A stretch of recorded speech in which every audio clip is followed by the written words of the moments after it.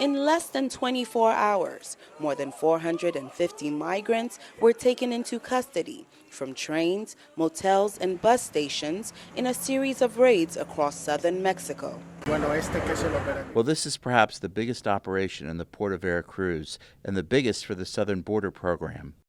The crackdown comes as Mexico, under pressure from the U.S., keeps its promise to tighten enforcement on its border.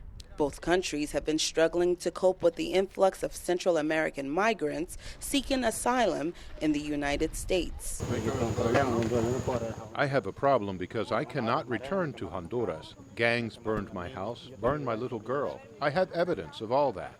Analysts say increased enforcement is not the solution. So many different things that are pushing people out of their home countries, and if that's not addressed, people will still continue to come. The issue, I think, with enforcement is that instead of coming along routes that are safer to travel on, or presenting themselves to immigration agents, people will seek more dangerous routes to travel. U.S. detention centers along the southern border are filled to capacity. Recent accounts of neglect and mistreatment of children at the centers has fueled public outcry over what some call a humanitarian crisis. I'm a citizen here. Do not treat children like this in my name. I'm deeply anguished and offended that the government has decided to adopt these xenophobic and racist policies. They would never treat white children this way. Never.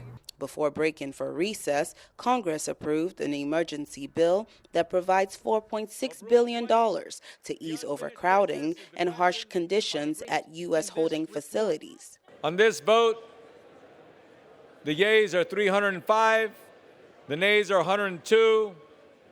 The motion is adopted.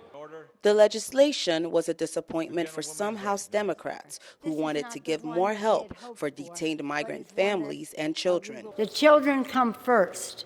At the end of the day, we have to make sure that the resources needed to protect the children are available. The bill now goes to the president, who is expected to sign it. Jesusemen, VOA News, Washington.